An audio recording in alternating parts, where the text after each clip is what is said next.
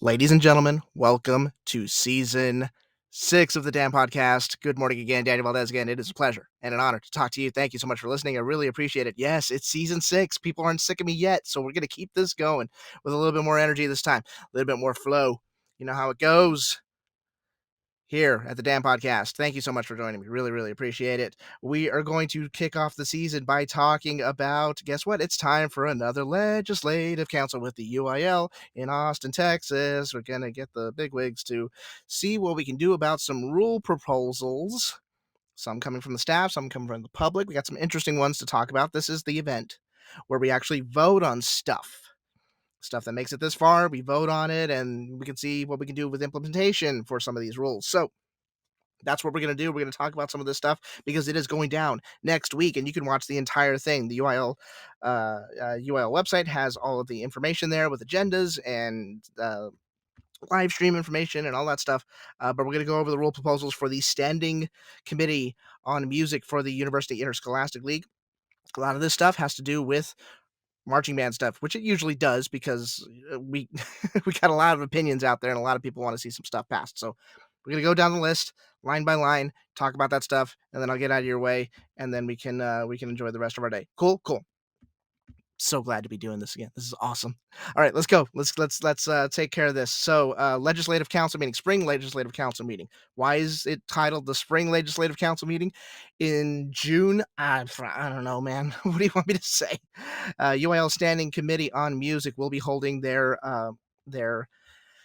legislative council next week, and here are the items that will be reported on or voted on or discussed. Starting off in old business, this is going to be the staff study and reports deal. So we're going to actually look at reports. We're going to actually, UIL's already commissioned studies and reports on this, and we're going to look back on it, and then we're going to see if we can implement some of these items. Letter A proposal to remove sub non varsity language from music events. So this is more familiar in the concert sight reading world. So you have your varsity group, which is usually your wind ensemble or your wind symphony or whatever you all call your first band. Second band is usually your non varsity group, just a term. Cool. And then third band, fourth band, fifth band, or if you're Capel or Allen, ninth, 10th, 11th band, those are usually designated as sub non varsity programs. This rule proposal will eliminate that language. So essentially, it would just be everybody else that's not varsity would just essentially be a non varsity group. Cool, whatever. I'm down with that. Letter B, a proposal to create a state jazz festival. If they propose this, I want to go to the first one and I want a VIP ticket too. I don't care how much it costs. You tell me where to donate the money. I'll do it. State Jazz Festival, that is on the table right now. I know a lot of you are involved with your jazz ensembles or you just like the like that type of music. I know I do. I listen to it all the time, learning more and more about it every day. I can't wait to see if this passes because if it does, probably implementation is going to happen next year. It'll be probably, if I had to guess, it'll be a lot like the state mariachi festival, which started out just like this, just as a rule proposal. They did a staff study. They went ahead and gave it a 2 year pilot program, and it took off. And now it is a staple. That mariachi festival, that UIL State Mariachi Festival. I would imagine it would be the same type of deal in that you're not necessarily competing against other programs. You're simply competing for a division rating. However, there are individual awards, there are ensemble awards that are given out throughout the event, just like in mariachi program. I imagine the same thing would happen at the State Jazz Festival, probably in Austin, Texas. So I'm really interested to see if this passes. I really hope it does because that State Jazz Festival, there's some fantastic jazz programs that you probably never heard of that exist in the state of Texas. I would love for them to showcase their stuff right here in the Lone Star State. So keep an eye out on that. Let's talk new business. Written proposals from the public, which means exactly that. These are written proposals that have come from essentially outside the UIL office. Letter A, a proposal to change the 2023 date for marching bands to begin learning their contest show from August 1st to July 31st. Okay, so let's break this down. For those of you who don't know, August 1st is officially Texas Marching Band Day in the state of Texas. What that means, on August 1st, you are allowed to learn your drill for your contest show. Any time before that, you cannot learn it. But August 1st, that's like your shotgun day for every marching band in the state of Texas that that says they can learn the August 1st. That's your drill day. You start learning your drill August 1st. Cool. The proposal is to move that back one day, and you're like, why would we need to move that back one day? Well, in order to find the answer, and like I've said before, I always like going to my sources. Hey Siri, what day does July 31st fall on? It's Monday, July 31st, 2023. Thank you, darling. July 31st is on a Monday. I just dropped my phone. I didn't mean to drop her. I'm sorry. July 31st is on a Monday. August 1st is on a Tuesday. So this would make you would get a true full week of actually learning the drill. Instead of Monday, you're coming in for, your summer band camp. You're coming in on Monday. You're not learning your drill, and then Tuesday, it's a little bit awkward. I understand that. I totally get that. So I understand why this was proposed. However, however, something good's coming up. However, August 1st is a sacred day in the marching arts activity here in the state of Texas. When I woke up this morning, I heard a disturbing sound. I said, when I woke up this morning, I heard a disturbing sound. That sound was the jingle jangle of 1,000 souls trying to take away my August 1st. It is a sacred day here. Would you move Christmas back a day because it did not fall on a Monday or a time convenient for you? Would you move July 4th back? Would you move Thanksgiving back? Would you move any of those holidays back? August 1st, that's a national holiday here in the state of Texas. And I know how ridiculous that sounds, but you know what? I don't care. That is a sacred day here in the state of Texas, and we like it that way. That's the way we like it. 1,000 souls trying to change my August 1st to July 31st. I don't think I dig that. I don't think I dig that. A disturbing sound. I don't know if this is going to pass or not. It'd be really interesting because that would be the first time in, I don't know, 35, 40 years that we wouldn't have the August 1st shotgun date for all the marching bands in the state of Texas to learn their drill. But we shall see. Maybe we give you an extra day this time just make it out an extra week. But then what happens the next year? What happens the year after that and the year after that? So I don't know. We'll see how that goes. Letter B.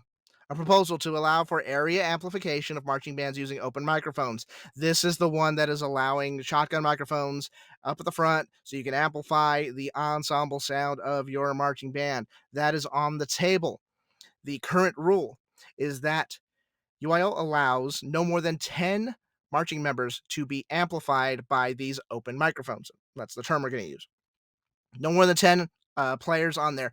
You do 11 for whatever reason, you get penalized, and we got a lot of trouble there. So this would essentially repeal that rule, and it would just be, hey, if you got the shotgun microphones, go ahead and use them.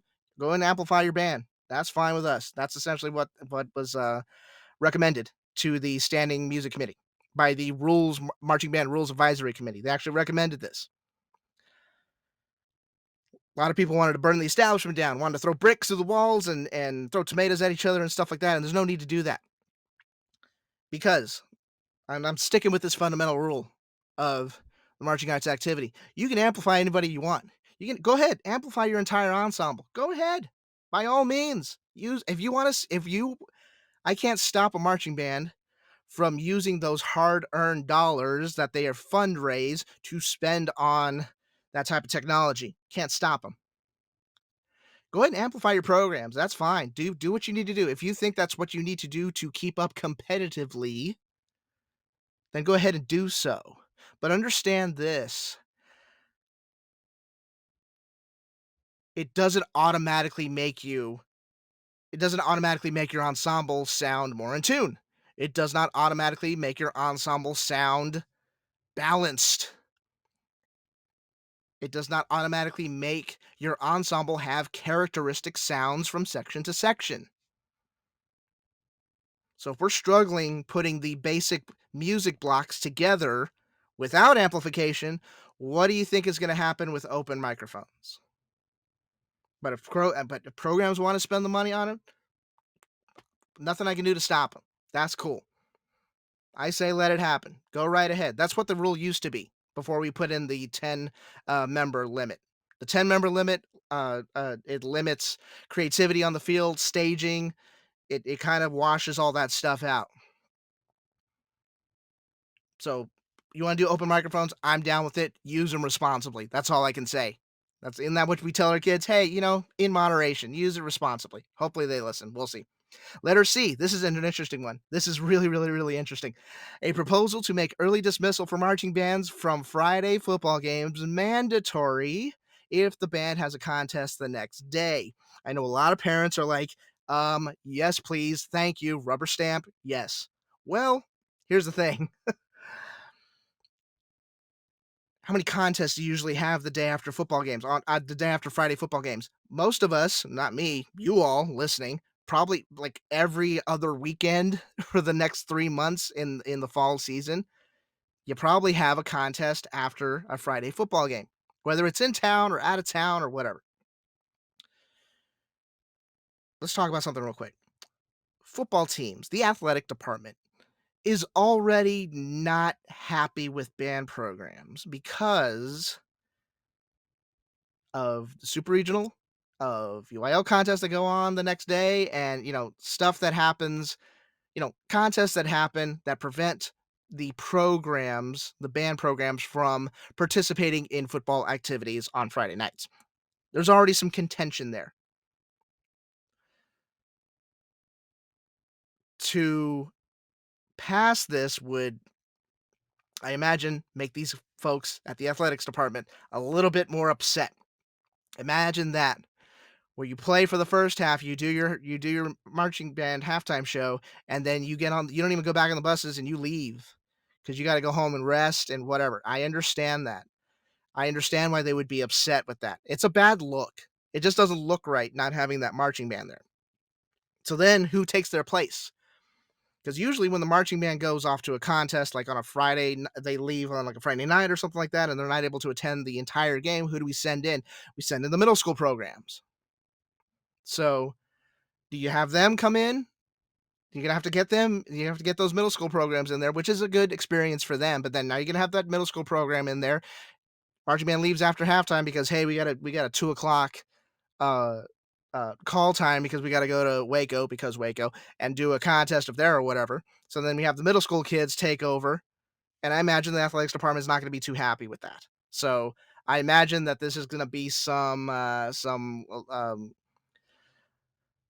behind the scenes stuff that happens here. I don't know if this is going to pass. It's a novel rule. I get it. But I got to tell you, when I was performing, those call times were a pain in the butt to go to. I get that. After getting on the bus and whatever and taking a quick nap and eating a banana or a bacon, egg, and cheese biscuit sandwich from McDonald's, it was usually that. It usually wasn't the banana. But usually after that, I'm good. We're good. There's too much going on with the contest. Hey, get to warm up. Hey, get your uniform on. Hey, let's go to the field. Hey, get off the field. Hey, did we make finals? Yes, we made finals. There's already a ton of adrenaline working through a marching member's uh, heart, mind, and soul throughout that entire day that you don't feel the fatigue until you're done with everything. The rest of the day, hey, we're pumped, we're hyped, we're ready to go. Let's go try to perform this 2 or 3 times. So we'll see how that goes. Let's go to staff proposals. Staff proposals. Letter A proposal to increase site rating committee member terms from 2 years to 3 years. Fine, whatever. Letter B, a proposal to increase the number of hours of marching bands are permitted to spend on visual fundamentals prior to August 1st from 10 hours to 15 hours. Current rule is from the time you end school until August 1st, you are allowed no more than 10 hours of visual fundamental time. That's it. That's why you're always working. That's why you're always going to summer music camps and you've got, summer band. Most of that stuff is done just on music stuff. That's why, because you're not allowed to do visual fundamental stuff, and you're not allowed to do learn contest drill prior to that. They want to increase it to 15 hours. There may be some clarification on that rule because I mean, if the July 31st thing goes through, then obviously you would try to move this um, this fundamental rule back as well. Um, who knows? They may put an amendment on this to put a start date on it. We have an end date, August 1st. Prior to August 1st, 15 hours. If it passes, 15 hours. Um, but everybody ends school at a different time. Some ended last week, some ended 2 weeks ago, whatever. So there's a little bit of a disadvantage, advantage sort of thing going on there. So maybe you make it like, hey, starting July 15th.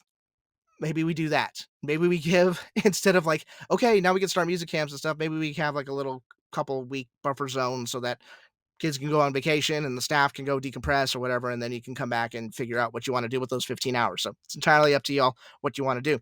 That is what they're going to talk about at the UIL Legislative Council next week. You can watch the entire thing. Go to the UIL website. They'll have a link information, and then you can actually pull up the agendas that I have there that you're currently looking at if you're watching on YouTube. I am done here. Remember, at Dan Pod Valdez on Instagram. Can't keep these social media deals straight. At Dampon Valdez on Instagram. Go to the TexasBands.com Facebook page if you participate in that particular social media thing. We are starting to get the Texas Bands live blog people together and start working out schedules and stuff like that. Stay tuned for more information on that. It is year 17 of TXB Live. I can't believe it. It's 17. Oh, good gosh. It's 17 years old. To think that it is that old from humble beginnings is an incredible accomplishment from our staff and everybody who's helped make it what it is today. So thank you all for tuning into that, and be sure to turn into it this fall. I am done here. I will talk to you all soon. Take care. Adios. Bye bye.